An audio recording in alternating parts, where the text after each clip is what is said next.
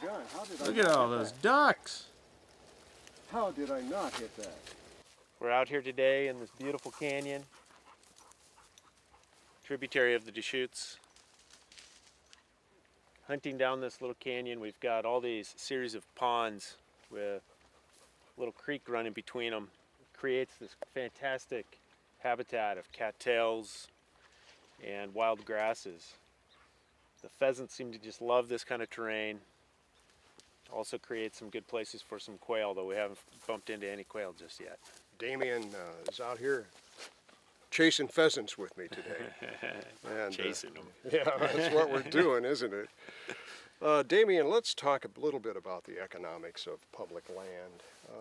We're seeing throughout the West, as you know, Montana, Wyoming, Utah, Nevada, even here in Oregon, Idaho as well, that there are some people who would like to take our public lands back and privatize them, give them to state control and or sell them off to private interests because they think there's too much public land.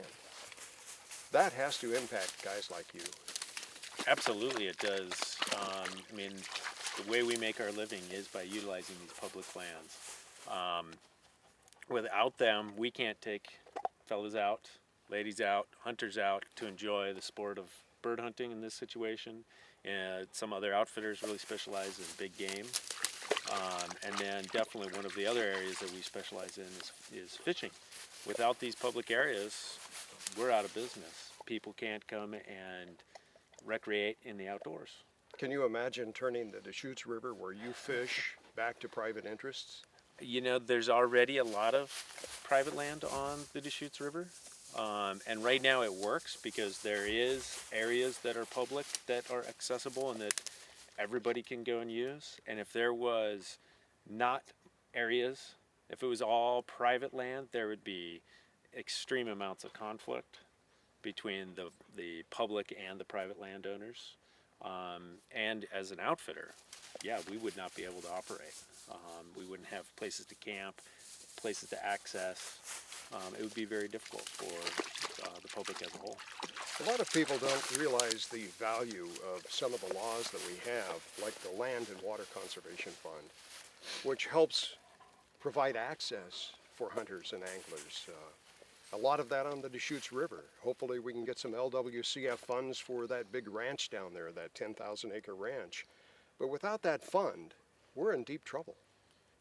Absolutely. I mean, that is a great example of putting dollars to work for public interest, to getting us the ability to have more access to go upland bird hunting in this situation.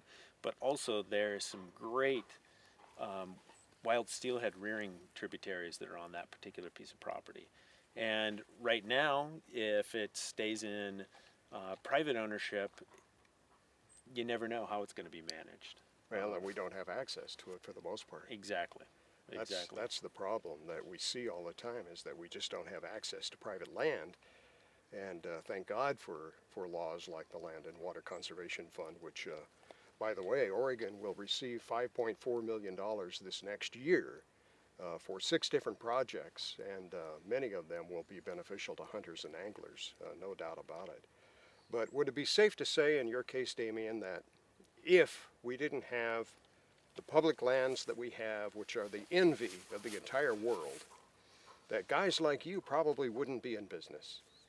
Oh, that's 100% guaranteed, because if I wasn't able to utilize public lands to take people out hunting and fishing, I would have to secure private land somewhere, and that increases lease costs. That would increase the cost to people that want to come out and utilize the public land, or in this case it would be private land, but want to utilize my services. It would just make everything that much more cost prohibitive. And it would be, yeah, tragic for everybody. I mean, fewer people would get out and go hunting, even fewer people than are hunting now.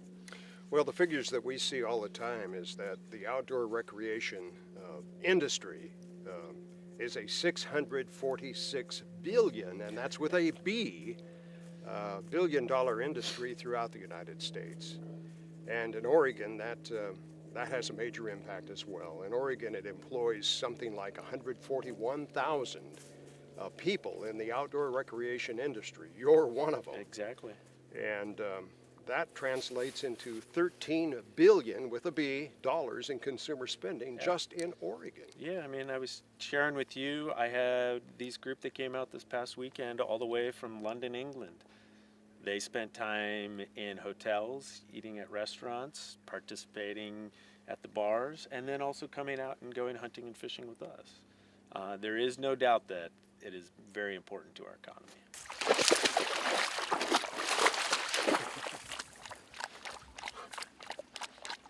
Seventh heaven here. Totally. Recharge the battery. Oh, no kidding.